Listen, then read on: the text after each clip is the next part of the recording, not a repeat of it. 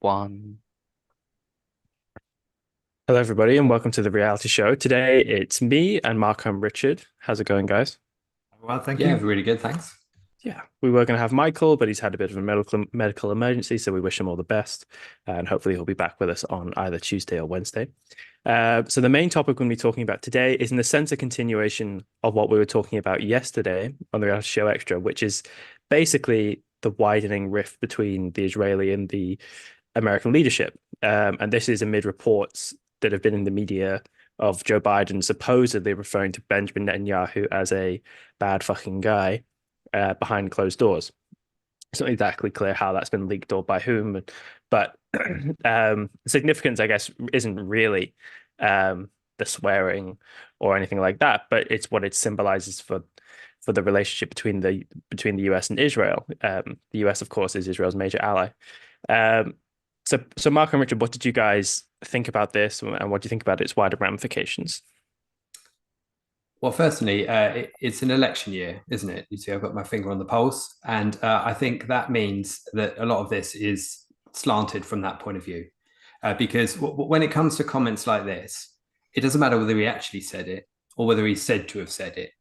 The important thing is that it's leaked out there for people to hear. And because a tight little pithy phrase like this is understood by every bloke on the street, no matter how dumb his IQ, so it cuts through straight away and is reported by every kind of media in order to suggest strongly that he's not in Netanyahu's pocket, or Netanyahu isn't in his pocket, and that he is having difficult conversations behind the scenes, and he's not doing what he wants him to do, which is kind of the essence of this, I think. But I think his real frustration is the fact that he's not getting the PR moment that he's really looking for. He's not getting the Clinton-style handshake like the Oslo Accords, which would put him as a big peacemaker in the election year. He is certainly struggling to get through this. But then, of course, he is the kind of guy who can't remember which country he's at war at half the time and muddles Ukraine with Iraq. So it's not like he's unused to a hot mic moment either. So he's been well used to mouthing off at different times and being caught saying things that are unpresidential, but we're well used in this era to unpresidential remarks. So that in itself isn't surprising. That's my first take on it for sure. Yeah, one of the first questions I was going to ask Michael is whether in America people believe he's actually Biden is actually in charge, because clearly, I mean, he's always been a second-hand politician at best. Even when he was vice VP to Obama, I mean, he didn't really do much apart from making deals with his son for Ukraine and stuff like that. Do we really believe that the policy come from him? So the fact that this thing has been reported, it's clearly a leak. We know how these guys work. They leak stuff just to divert attention somewhere else, or B, to make look like things are going their way, or to kind of spin a narrative really. As Richard said, it's election day, so yeah. Sorry, it's election year. So Biden, the same as the Democrat, the same as the Labour Party in Britain, they're dancing a balancing act here, to not to alienate the Jewish vote, especially strong in the United States, and at the same time not to alienate the Muslim vote, which is stronger probably here than in the United States. But every vote counts, and since they're not going to be able to print out many ballots this time, he's kind of sending a message to the people, to jihadi Joes in Dearborn, saying, I'm not necessarily on the Israel side. So partially is theater, and partially is also caving into the pressure of the appeasers, which are always the sleeper cells, really. Mm. You'll have to forgive me if I occasionally get a bit scratchy, because I think I may have whooping cough, but I'll soldier through. I agree with you, Marco, that well, and Richard, you both said this, I guess, that there seems to be the overwhelming, the looming shadow of the election over all of this. Because if you were Biden, you'd have to imagine this is a disaster for you. This is really not what you wanted, in terms of so close to the election. He, of course, had the conflict break out again early into his presidency in 2021. And to be honest, I wish I could remember exactly how he dealt with it at that time. That would probably be interesting to look at and compare with. But you're coming up to the election, and this sort of iteration of the conflict has been so much more significant in many ways than the previous ones. And so then there's so much more pressure on him, not just in terms of how he actually deals with it, but also how he's perceived to be dealing with it. Is he kind of being tough on Israel, or is he being soft on them? And as you say, with Michigan so much in the news, this just must be so frustrating to him. Not that I have much sympathy for that, but I imagine that's where this is coming from. And I agree as well. As much as I kind of don't like to speculate about these things, it seems like something so carefully planted. This leak that he's claimed he's a bad, I won't say it again, a bad effing guy. And there's something so Trumpian about it as well. I don't know whether it's just because the center has kind of been shifted towards a more kind of brash style of politics, or whether he's deliberately leaking something like that to kind of seem like he's the person who could stand up against Trump. As I say, it's speculation, but you have to read into it and wonder whether this is what's exactly going on. And I guess the figure of Trump, sorry, Morgan, certainly the figure of Trump looms over this rather large, doesn't it? I mean, in every Trump speech, Trump saying what he would do differently and how much firmer he'd be in any situation, whatever. And we all know how prone to rhetoric he is, and spouting his own case or whatever. But he's trying to say, look, I could be as harsh as Trump if I wanted to. I could bang the desk and get things done. So it does look kind of pathetic like that when you're trying to out Trump with the kind of remark that he would make, and at the same time you end up looking like a second-hander to Trump when Trump himself is hardly, the sorted individual that you would want to see in that kind of position. Yeah, 100%. And it'll be interesting to see how this actually plays with his base, because I suppose we haven't got any real-time information. But I imagine, unfortunately, it'll do pretty well. Because it's not like I have a tremendous insight into American politics more than anyone else, but I know somebody quite well who campaigned for Biden, right? And who continues to campaign for Biden. And this person was extremely critical of Trump when he was in office. To the point that who was not someone who liked Trump, almost was reflexively kind of defensive. They were so anti-Trump and just so kind of tribal about it that I almost adopted the kind of defensive position in a way which is silly in hindsight, but it was just so jarring. And then what was strange was when Biden came along, things which she would have instantly, I shouldn't have said she, but it is a she, she would have instantly condemned Trump for these various things. She was then just reflexively defensive of Biden about them. So there was a story that came out, I can't remember when it was, but about Biden who dismissing a journalist in a way that was very Trump-like. This journalist was trying to corner him on a kind of tough question, and he said, like, we're not doing this or something, and kind of walked off. And I expected the next time I saw her, I kind of brought it up and said, well, what did you think of that? That was your guy doing something you didn't like. And she was like, oh, no. He's got this ability to be tough. He could sense that she was kind of sniffing around for a story, and she shut his butt down. And I was just kind of, so there's something very tribal about the character of American politics in general. And I think that's unfortunately, people would locate that primarily being with Trump, but it spread to the Democrats as well. And I suspect that this will do well with his base for exactly the same reasons. And it's not something that's very heartening. But what do you guys think? Totally agree. I mean, unfortunately, politics has become a tribal ordeal nowadays. It's a massive polarization, and whatever your camp does can never be proven wrong, or can never be admitted to be wrong. Of course, Biden didn't have the best of starts. The cock up in the Afghan withdrawal, where not only left people behind, but left massive amount of equipment, up to date equipment, which fell in the hands of the enemy, and that you can only guess where they were sold and for what return to the Taliban, and so they are very touchy about dealing with conflicts, especially following the so-called response from 9/11 and all this kind of stuff, which has been bodged from foreign intervention for the last 10, 15 years, been absolutely appalling. So they're really touchy about it, especially on an election year. They can't afford to take a position. They probably have a line in the party itself. The Democrats probably know what they want to do, but coming out with it, admitting it, again, would add to the polarization. So you can't afford at this stage in the game to be too pro one side or the other. I think you've got to look at the contrast of what's going on at the moment as well. I mean, look at this petty playground talk we're discussing here relative to what's going on in the Middle East.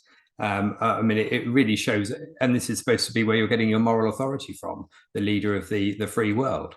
And what a poor representation of the right side that is, especially in the wake of the 3 deaths of the US soldiers only a few days ago. And of course, the fact that some targets have been struck in Syria and Iraq, and they're still attacking, trying to reduce the missile threat from the Houthis. All of that is the right thing to be doing, and you ought to be stating it clearly. You ought to be identifying why you're doing it and making a big case for it. And here we are, and here it's not our fault. It's what every media outlet is going to be focusing on is the petty disagreements or little bad words here or there that show him up as an irascible, angry irrelevancy. And to be honest, the administration effectively are allowing for the death of servicemen, because this thing was getting worse and worse and worse, and you could have intervened when you already know that the threat was there. You could have intervened, bang out these guys. They're just a bunch of real proper savages. I mean, come on, a couple of missiles would have solved the problem. No, you chose to wait until lives are at stake and young people died. And that doesn't play well. So now has to pretend to be strong, and they have to attack enough not to be accused of being soft, but not too hard, not to be accused to be anti whatever savage tribe is in the news nowadays. That's a tough act. If you never act on principle, that becomes a really tough decision to make. Yeah.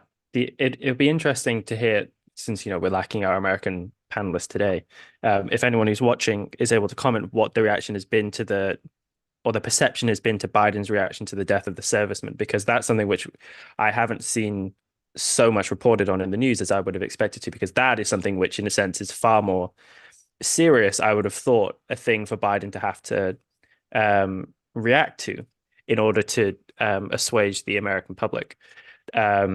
The American public, at least looking from the outside in, is clearly very patriotic, cares very much about soldiers, and for their lives to have been taken in that, I mean, at all, but in that manner, is something that the president would have to respond to very seriously. Now, of course, there have been strikes, but I don't know whether they have been done in a way or extensively enough or directly enough on Iran in a way that people would find satisfying. So if anyone's watching who's American, if you want to leave a comment or even a super chat, that I'd be really interested to hear that. And I agree, I think, basically with what you were saying, Richard, as well, which is there's something disheartening about the focus of politics at the moment, but also its tone. So, well, I'm going to say something now which I think might annoy people, but there's something important about the manner in which I think political language is deployed.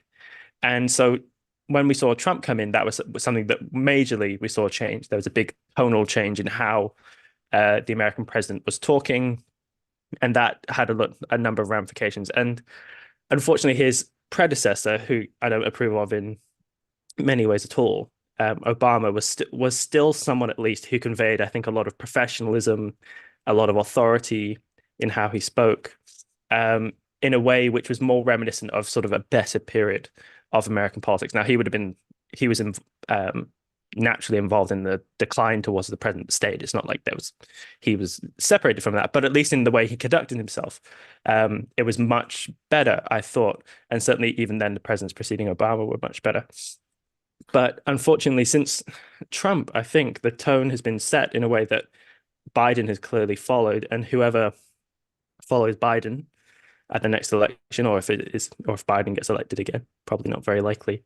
I think that's going to continue, and I think that's something that we should regret and miss. And then for the focus of politics, I think you get into a bad situation when the president doesn't seem to be making decisions based on whether they're just, but based on how they're perceived by the electorate. Now, of course, a politician's a politician. They've always got one eye towards that kind of thing. But I think it's telling that when we all read this story, we were instantly very cynical about what the motivations for it were, that this didn't seem to be authentic in any way. And that is such a bad situation. Now, of course, this story in a way is one that pops into the media and then it's going to pop out again fairly quickly. But people should realize that aspect of it and take it very, very seriously. But in a sense, because this happens so often, people aren't going to be very inclined towards doing that anymore. So really, it just points to the very bad situation I think that we're in. Anything else on this story, guys? No, apart from I thought it was a British disease, the one that the government issues a kind of statement, and then if the press or the public are against, they U-turn it straight away, say, "Oh no, it was just testing the waters, whatever. We never meant to do what we just said we were going to do," and that seems to be the way people are running countries nowadays. But as I said earlier on, because they haven't got a single principle to stick to, they don't really know what they're for, and they make up policies policies as they go along. They see what's more popular and they go down the route. But ultimately, all you do, you just exacerbate the situation by putting plasters all over the place, and in the end, the whole thing will collapse on you, as we've seen over and over again, and especially, I call Trump really Obama's real legacy. And as you said, yes, Obama from the outside looked much more professional and blah, blah, blah, good politician. And Trump is not one of them. And that's partly why he's so hated by the media and the political world. He's not one of them. He's somebody that shouldn't have the right to be where he was. And frankly, I wish he were a bit more of a brainy guy. I wish he thought more and tweeted less. But unfortunately, where we are, and apart from spreading good ideas and making the points and picking up people when they say something stupid, there's not much we can do at this stage. I think your point about Obama, I instantly think about Cameron, because I had David Cameron in exactly the same camp. He'd got the gravitas and the poise of a prime minister, someone sort of, this isn't a reflection of his Eton background, but someone bred for that sort of a role, who looked very comfortable in that role even before he got the job, same as Obama, really. But of course, all that does is mask the fact that you don't have the principles and the deep thinking of policy and understanding of where you're coming from underneath it, which is obviously more apparent when you've got a character such as Trump, and obviously the geriatric mess that Biden is following on from that. But I do think that politics does tend to come in waves and in contrast. And the next person that really does well may well end up being somebody who can show some professionalism. But we have to get through this hideous phase first of all. And I can't help but thinking of the mixture that Malay is in terms of being able to present the chainsaw type PR dramatics, with also some understanding of a background of policy and of principle, and of understanding the moral platform for his own outlook towards the world, which of course is missing from every other character. I think but Biden's ended up looking particularly weak over the response to the servicemen, because of even the way that's presented. It's like, oh, I'm going to make some very difficult decisions and I'll be back to you shortly. And I have made some very difficult decisions and we will be doing something soon. And then a few days later, the strikes happen. But it's such, that's dreadful presentation. You're really undermining your own case for doing it by doing it in such a poor way. And of course, you're emphasizing the fact that, is it you really in charge in the first place? And then on this story, I think the key figure also in it that we're not concentrated on so far is Netanyahu, the other side of the insult. And I've read some of the coverage of this seems to invert the truth, as inversion seems to be, the policy du jour of all sorts of journalists and commentators. But I've seen it written that it's Netanyahu's campaign trail, or his campaign to be re-elected, that is really being focused on here by Biden, in the sense that he's responding firmly to Netanyahu, and Netanyahu won't do what he wants because he wants to be re-elected, and Biden's angry that Netanyahu's concentrating on his chances of being re-elected as opposed to what he should be doing within this conflict. And I think if that's remotely the case, then that's really depressing to see that from the Israeli side as well. But it's the fact that there's two people involved in this, and only one of them has some gravitas at the moment, even though we don't thoroughly even support what Netanyahu is doing in terms of not going far enough. Can you guys hear me? Because my connection seems to be a bit playing around a little bit. Okay, good. Yeah, and I suppose we should focus on the Israeli side of this story as well. Unfortunately, I missed a lot of what you just said there, Richard, because my internet was cutting out. But what I guess we should say is that as Israel's major ally, it's very important. Whoops. We've lost Morgan. Yeah. You are cutting out a little bit, Morgan. I don't know whether you'll allow a fluid sentence. Do you want to have another crack? You seem to be moving. Okay. Well, let's try. Tell me if it starts cutting out again. As the United States' major ally, as Israel's major ally, the United States, the president of the United States, is very important how they're setting the tone for their relationship. Because, in a sense, a lot of Israel's legitimacy and in the perception of the international community depends on the United States. The United States is not just the world's most, major military power, but it's the major moral power as well. All the kind of disreputable countries in the world would like to be recognized in some way by the United States. And so it's very important for not that Israel is a disreputable power, but for the less powerful, fundamentally justified states as well, it's important that they have the United States support. And unfortunately, of course, what we've seen is the United States undermine its ally very frequently. And this kind of spat that we saw yesterday, what we were covering with the sanctioning of the West Bank settlers, but then now today with this kind of rhetorical spat, is, I think, very regrettable for Israel, because it's going to further undermine their moral legitimacy. So not only is the case at the International Court of Justice kind of doing its work to undermine them, now what people will say when they criticize Israel is, look, even the United States can't tolerate this nonsense anymore. So it's increasingly going to push Israel to the edge of kind of the civilized combative nations. It's increasingly going to cast them as a pariah. And it's increasingly going to make it very hard for Israel to continue to do what it wants to do, or what it needs to do to protect itself. So there's whilst in the sense the main focus of the story is frivolous, the kind of swearing and the insult, it's got sort of very important ramifications for Israel itself. I hope all of that came through clearly. Totally, it did, totally. And don't you question at some level whether any of October 7th would have happened if there wasn't such a weak person as Biden in the White House in the first place, knowing that the Israeli support would rely on America, and if this was the time to act, it was the time to act now. It's certainly a question that's worth considering, and whether they would have done it under previous incumbents, such as whether Trump or Obama or whoever, I think is questionable. But yeah, it's entirely speculative, obviously. But no, but it's an important question, and there's a sense in which I don't know. there's an obvious point to what you're saying, which is that the stronger the United States is, then the more sort of a deterrent effect that has upon these kinds of people. You would have to think. And so then that we've seen this attack, and that this attack was so much worse than any of the previous ones. In many ways, yes, I think it's a question you have to ask.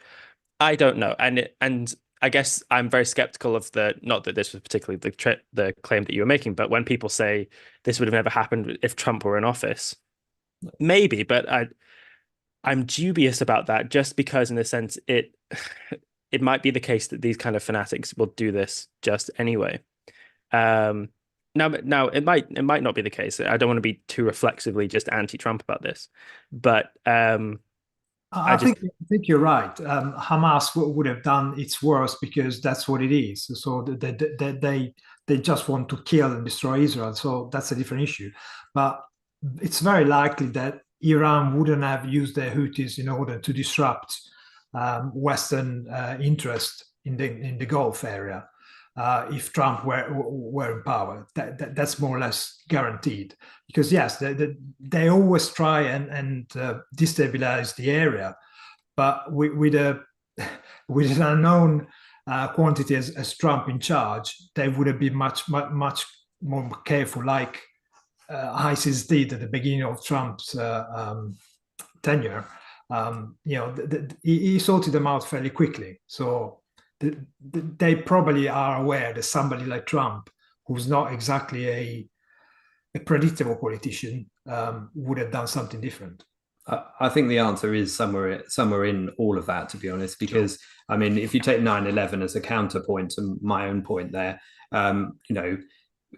was that just the timing of that irrelevant in the sense that it was just when they could put it together, rather than a piece of opportunism related to who was in the White House at the time?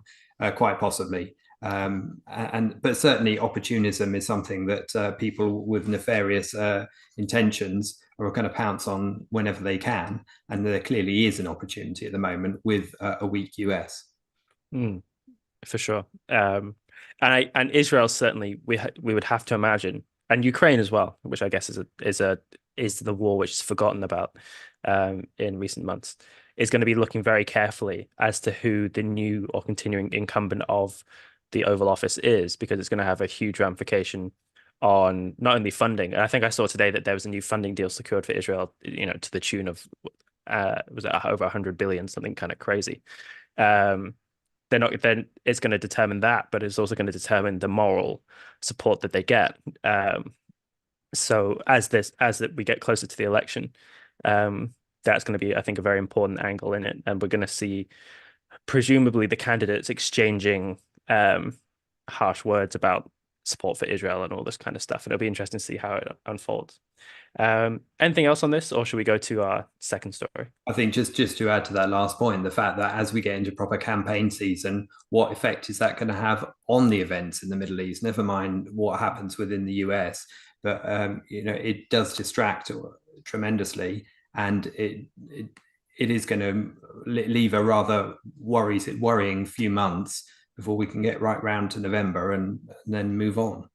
No, it's a good point. Okay, so for our secondary story, we have a story of a kind of internal revolt, I guess you'd say, in CNN from its journalists, who are complaining that the CNN, excuse me, editorial line has been far too pro-Israel for their liking. So they're remarking upon things that there's apparently been some skepticism of figures reported from the kind of Palestinian side, if you want, presumably numbers coming out of the Hamas health ministry, you'd have to think. And then apparently there's been taking of the word of Israeli politicians at face value and the reporting of these kind of things, which I think is a very interesting story to hear, because that's not been my understanding of how the media has been reporting on this thing. Now, I haven't been following CNN's coverage, so it could be that I'm missing out. But what did you guys make of this? And also, I should say, interestingly, they're complaining about, I think it's their CEO, who's a guy called Mark Thompson, who is an interesting figure in lots of ways. And he used to be Director General of the BBC, which is an interesting detail of this story. So what did you guys make of this story? But then also, what do you think of this guy Mark Yeah. Thompson. He started as the CEO of Channel 4 here in Britain, then moved to the BBC. Then from the BBC, he moved to the New York Times. For the New York Times, went to the CNN. So you see what an incredibly varied political career he took. He went from leftist institution to leftist institution to leftist institution. So we know what kind of stamps he's collecting. I mean, the CNN is my favorite comedy channel, really. I don't know whether you're aware during the COVID period, whether you were following their humorous stances, which are called news. A guy called Brian Stetler was ranting and raving against Rogan, a podcaster, for allowing some debate of COVID. The CNN was following the super authoritarian line. Everybody locked in, tidied up, and jabbed. So any voice against that was actually seriously frowned upon and censored by CNN. Then there was the saga of Chris Cuomo, the brother of Andrew Cuomo, the governor of New York, who was eventually sacked for hiding the allegation of sexual misdemeanors from his brothers. And of course, he was a cheerleader for COVID authoritarianism as well. And then the best one in my book was Omar Jimenez, the guy who stood in front of the big fire talking about the fire, but mostly peaceful protest from BLM. And that's a kind of really gravitas that CNN provides. And now they're whinging about the fact that the editorial line seems not to be too pro-Hamas. They seem to be wanted more BBC and more Guardian and less anti-narrative editorial line. And of course, we're in the United States, so you have to be careful about what you publish and how you say it, because the main complaint that the staff at the CNN make, first of all, if they don't like the line, they could bugger off and get a job somewhere else. It's a private company, so they're actually free to choose whatever editorial line they want.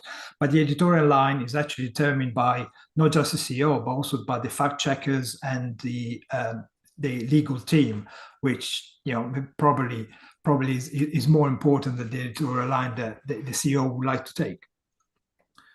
And it was quite hilarious to see an article from The Guardian supporting the bitching from some lefties in the United States who want to be more anti-Semitic. And I think, there are obviously some differences between the broadcaster of the BBC and the private company of CNN, as Mark has hinted at there, and we certainly don't want to confuse the two in terms of what companies can and should do. Obviously, the BBC shouldn't exist at all, in our view. But I think one of the things this story pulls out is the activism side of it. The fact that all of these people who are supposedly unhappy with the journalistic line within the company they work for are very keen to mouth off and spout it anonymously to another source that's sympathetic to their point of view. But there are many things about the journalistic standards of even the people they're talking to, like The Guardian, the BBC, that are deeply questionable. And lots of the things they're complaining about, such as the fact that the essence of it is that Israel is given too much credence for its point of view, and Hamas is undergone considerable analysis and testing of what they've said before it's repeated on air. Is that such a scandal? That is how it should be, surely. Yes. So there's a kind of phenomena within the UK, and this, I guess, pertains to the British aspect of this story, that he used to work at the BBC, where people will complain about the BBC being too right-wing. Now, that's extraordinary, right? And there's, of course, another camp of people who complain about it being too left-wing, which is probably the camp I would fall into. But the people who complain about it being, and you have to ask yourself, when there's people complaining that it's too right-wing and it's too left-wing at the same time, which are mutually incompatible positions, is it that one side is right and one side is wrong, or are both sides kind of being tribal in some way, and how to think about it? And basically, I think what's going on is that the BBC does lean left. I think that's fairly indisputable, actually. But that there's a that goes on where people, if an organization isn't quite as sort of extreme in the degree leaning one side or the other as they are, then they condemn it as being of the other side. So in effect, if you're on the far left and the BBC is center left, let's say, then you're going to say, well, this is a conservative, awful right-wing institution, which of course is a completely unobjective way of understanding the editorial position of an organization like the BBC. And just an interesting note about this Mark Thompson guy, he's not someone who I was ever aware of before, but an interesting detail is that he's a member of the American Philosophical Association. So he must have some kind of philosophical background as well, or it just shows the decline of that institution. I know Leonard Peikoff has some fairly harsh words about the American Philosophical Association. There's a detail in one of his speeches once where he was giving a speech to them, I think, and people started just walking out. And if you think about how great a speaker Leonard Peikoff is, just what a crime that is. Anyway, that's more of a detail. But it's interesting that they're complaining about the kind of information that's getting reported, because something which I lament so often is how news organizations, particularly here in the UK, and I would have to understand that probably in the US as well, report figures like figures coming from the Hamas health ministry or the Hamas-run health ministry. And they're taking those at face value. And that's so much more the norm for reporting about the war so far. And of course, those figures don't take into account combatants. Israel estimates, I think, that they've killed around 10,000 Hamas combatants. So if you were to take from the total that then Hamas health ministry is reporting and deduct 10,000, you would probably have a more accurate figure of how many civilians are killed. But at least the way it's reported in the news, those are all civilians, and so on and so forth, right? There's all these kind of little biases in how it's reported that is slanted against Israel. And I've never seen any of these news organizations account for why they take those figures just as they are and at face value. And the BBC and a couple of other UK news organizations have had to kind of apologize a couple of times so far for having just reported things that have come straight from Hamas as if they were investigated, reported truth. And something that Eitan sort of mentioned on the show, which is very true, which was early on, the bombing of, I think, was it the Al-Aqsa hospital? No, that's the mosque. Or Al-Haifa hospital. The bombing of the hospital that happened around the 17th of October, that was actually, it seems to be a misfiring from an Islamic jihad rocket. Instantly, it was known that about 400 or 500 people had been killed, something like that. They knew that it came from the Israelis and so on. And I think the BBC or ITV or one of these organizations then had to go and be a bit po-faced and report or apologize and say, we're sorry that we just reported this as if it were gospel. And so that's so much more often the norm for how this goes. So, and if it is the case that CNN doesn't do that, then I have to say good for them. And it's really quite a shame that these journalists are lamenting the fact that they're doing that. CNN, doesn't seem to me the most objective of news organizations, but if they're doing that basic kind of due diligence, then that's a good thing, and it's a sign of how far the rot has gone that these people view that in a sense as a bad thing. Yeah. But but go on. That you put a finger on the point there. It's effectively what they're whinging about. It's betraying the kind of thinking that there is the CNN among the staff. Of course, in this times of stakeholder capitalism, everybody who works in an institution thinks he can take over because their opinion has to be as valuable as the manager's. Well, in the first place, that's wrong. So back in your box. But clearly the culture in these kind of institutions is one where Israel is always wrong, and anyone else's account of the facts is true by default. It is an institution where you complain about the fact that immediately after October the 7th attack, there was this talk about beheading of children. And they are quite happy to point out that there wasn't any proof for it. There wasn't video. Well, first of all, it was immediately after the attack, so the information was not conclusive. And second, who on earth would take videos of beheading babies in the first place? What kind of sick people are you? But then they're quite happy to ignore the events of the hospital Al-Ahli, as you mentioned earlier on, where they immediately jumped on the bandwagon, but they don't mention that they make the same mistake that the other claim has made. So there's always an imbalance there. And then you never question the fact that most civilians, most of the casualties in Gaza are civilians. Well, because most of Hamas people actually fight in civilian clothes. Once somebody is being killed, you can't ask them, are you a Hamas fighter or are you just a Hamas supporter? You can't really do this kind of stuff. But that's the kind of mentality that goes around. And the reason why this institution lean one way or the other is not that their foundation is wonky. It's because the people working there are actually biased themselves. We know for sure that people working at the BBC tend to be urban, progressive, lefty whackers most of the time, LGBT pushers. So that's the kind of thing you're fighting against. I think when it comes to the beheading stories, a lot of that is fudge, though, isn't it? It's because they're throwing a question mark of the numbers that were initially reported as being in that situation. I think when you read some of the reports I remember reading some reports from one of the coroners in Israel, who was a woman from the US, who were given the hideous task of trying to identify and understand the cause of death for all sorts of the casualties of October the 7th. And some of the descriptions from her reports, which had total authenticity, were so horrendous that it just simply reading it could bring you to tears.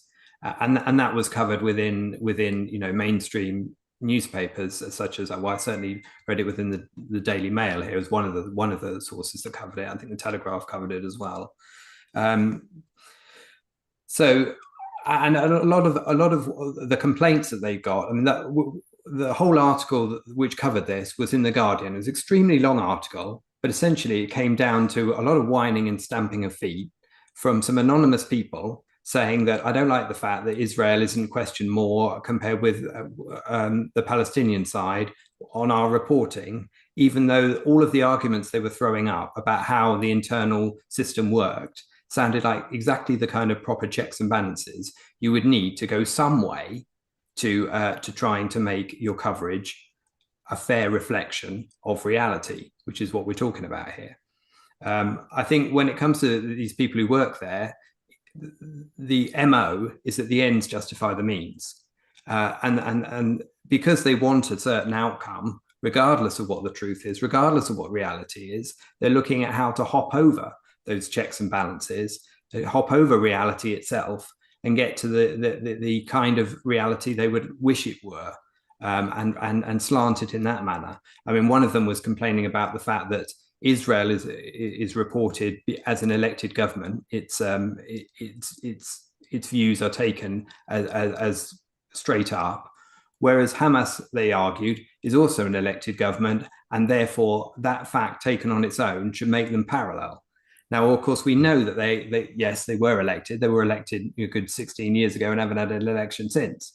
So, and we know who they are in the first place. So to take an isolated fact like that and pull it out and use that to justify your means of equating the two and giving them equal airtime and equal validity to what they say, it just exposes what their real intent is. Yeah, and moral equivalence is an interesting theme that's so often been the case in the international reaction to this conflict, and I think it's important for people to notice that, because that in a way is how the good is torn down so often, through equivalence with evil. And that's a big kind of point that Rand makes a lot of the time when she's talking about nihilism as well.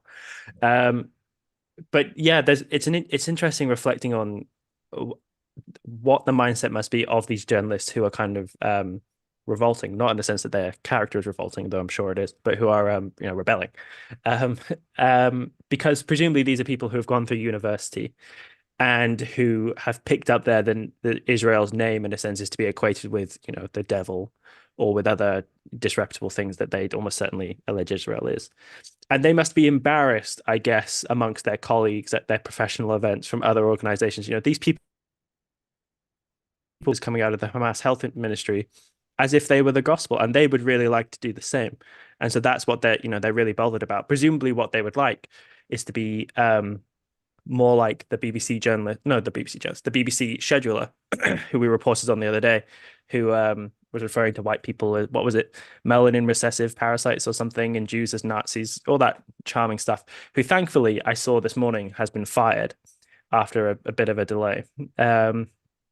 And there was, there's another story I wish we'd actually added onto the docket today, because there's an ongoing scandal with BBC journalists, one of whom has also done a kind of similar thing and is being investigated into, but I didn't have too much of a look into it.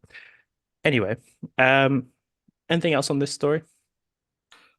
I think there's a couple of things I want to say. I mean, that particular journalist you're talking about, journalist, the scheduler that you're talking about, and I pronounce the word correctly there, the scheduler of BBC Three was, yeah, as you say, justifiably fired. And one of her recent quotes referred to the Holocaust as the Holohoax or something similar, didn't she? So I mean, they're really, that was cut and dried. Even for the BBC, that was a bring HR in and you're out now. And thankfully, we haven't quite reached the pit where somebody's retained at that level of obviousness, but still.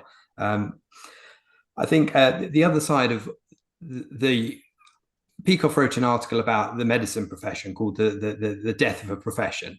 And it does feel lately that there ought to be an update to that article written about journalism as a death of a profession, because there are very few cases these days, with the exception of the people we've had on this channel, for example, and certain isolated cases where investigative journalism is really pursued, and the proper kind of journalism that really reveals what's going on without just responding to what anybody says as a piece of soundbite. And you've only got to look at UNRWA and how even within this article where they were complaining about their coverage of this particular war, they were appealing to the authority of the UN and the WHO as bodies which confirm an opinion, which that they therefore think is the opinion, the voice of truth, because it comes from a supranational body. Now that in itself exposes your lack of investigative thinking, and in fact you don't understand how warped these organizations are and how they tie into the whole morality morass that we're discussing here. So I think investigative journalism and the proper pursuit for real truth and real knowledge of reality is what has been missing in all sorts of areas, and that applies equally on the home front for domestic issues as it does for geopolitics here. And it also applies to the blind spots where people refuse to analyze what's going on in a given field, whether that's the sexual cases in Rochdale, for example, in the UK, grooming cases of mostly Asian communities, or other such examples that are unpalatable or don't fit the narrative that a lot of these so-called journalists have bought into. And until a few years ago, until a decade or two ago, working for this kind of institution would have been the apex of somebody's career as a journalist. And those people would have used the resources that bigger institution had or has in order to discover things. For example, there was a story that broke, I think, the end of January, about schools, Islamic schools here in Britain, who have invited supporters of the Iranian Republican Guard, and they've been effectively radicalizing kids left, right, and center throughout the country. And all these things, it doesn't take a genius actually to go online and find out that all these things are actually paid by charities. There are lots of charities which support every single mosque, every single cultural center is a charity registered, because effectively get us to fund them by reducing the taxation or cancelling the taxation. So they exploit this non-profit or charity status in order to carry on their own educational jihadi, effectively. But all this stuff is available. All this information, like even UNRWA, if you go on the website, you can see the report. You can see how much money they get from where, how to spend it. You see how many staff they've got, how much they spend on staffing. So you see the Hamas charter. I yeah, mean, yeah. And as you're saying, people who go and work for this institution nowadays are just activists who effectively trying to find a place where people think like them rather than a place where the truth has to be discovered. And that's part of the problem. People enter this institution with their mind made up because they know the people around them, people who hire them, are thinking exactly the same. Yeah, and a detail of this story, which I don't think was covered, it'd be interesting to know, is what proportion of their journalists is it who are kind of engaging in this criticism or rebellion? Because and on the back of something you were saying, Richard, there are some better journalists out there. So on the Rochdale one, it's interesting about that. My friend Charlie Peters, who's a journalist, did a documentary about that, which I encourage everyone to go see. But then also Barry Weiss, who worked at at the New York Times of all places, left there and has gone and set up the Free Press, which is a really great organization, which has just recently published a documentary. I think it was into the sexual abuse, if you want to call it that, on October 7th, and has done lots of really great reporting around this. So clearly there are better journalists. And given that she was at the New York Times, you'd have to imagine there are better journalists in these organizations. And it'd be interesting to know, is this a very loud minority at CNN who are overshadowing perhaps better journalists who are there? Or is CNN just rotten to the core? It would be an interesting point, isn't it? I mean, that's the key point. One of the endless fudges is to take one or a handful of examples and use them to demonstrate the opposite of what is normally the case. It's like taking the Tal Mitnick example of Israeli soldiers or recruits to reservists, etc., to make that argument. But based on the facts, I mean, given what CNN did in 2020 during the campaign they did for Biden and for COVID, I mean, I can only judge it on those facts, and I think they're rotten to the core. I think the key concepts involved here are things like impartiality, neutrality, moral relativism, moral equivalence, and each of those are different, but often fudged one for the other. And understanding that, for example, CNN being a private company doesn't mean it should take a neutral stance. Impartiality, as well as, needs unpicking as a concept to properly understand when it's used correctly and when it isn't. And moral relativism is the more common case for what people are doing when they're trying to grey everything up in the way that Rand talks about in some of her articles. And it might be worthwhile mentioning that because CNN is a private company, already in 2002, Ted Turner, the owner or president, chairman, whatever he was at the time, he actually caused a big controversy by saying that Israel is engaging in terrorist activities. And so what we see now might just be a kind of damage control for what happened, because they still have to look at the bottom line in the end, unlike the BBC, who can just afford to have controllers that openly deny the Holocaust. So might be that kind of dimension as well to a private company, but it's just speculation on my part, really. To be fair to the BBC, which I don't often want to be, I imagine when this story came out about the scheduler saying all this stuff, who is the current director general of the BBC? I actually have no idea. I should look into that. I bet the first thing that came to their mind was, oh my God, the next funding review. I bet he was pooing in his pants, to put it politely. I had something else to say. We do have a third topic, but we've got 3 minutes left, so we're probably not gonna get to it. Oh, I remember what I was going to say, because you brought up Rand.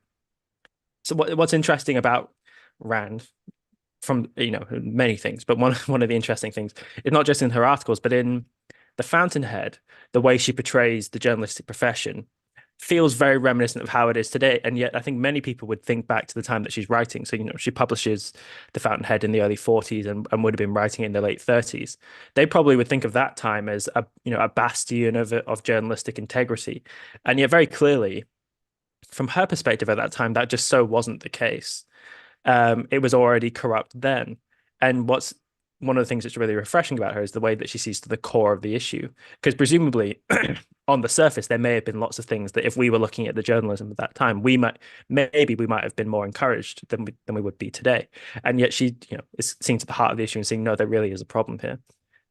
So I agree. There are articles that she writes which have interesting reflections on this, but just the chapters on Wynand in the Fountainhead, I think, are really interesting to read as well. And for sure, and it's hard to believe when you're reading that it isn't based on people like Rupert Murdoch as a source, even though he occurs afterwards. I mean, it's yeah, eternally relevant. Yeah. I always feel that about Wynand. There's something so, I mean, Wynand, I guess, has positive aspects which maybe Murdoch doesn't, but there's something very Rupert Murdoch-like about what's Wynand's paper called again? I'm blanking on that now. Is it the Banner? Yeah, there you go. Yeah. But okay, actually, you know what? Let me read out our super chats. We've only got a couple. So we have $1 from Jonathan. Thank you so much, Jonathan. And then $10 from Wes Stewart. Thank you so much, Wes. And so in 1 minute at 7 o'clock, we've got a video coming out on the Briefly Objective that everyone should check out. This is one of James's videos, and it's called The International Court of Hamas. So everyone should go check that out. We'll wrap up quickly so you can all hop over. Thanks for joining me, Marco and Richard. Bit of a smaller panel than usual, but I thought it was a good discussion. So, and we'll see everyone tomorrow on The Reality Show.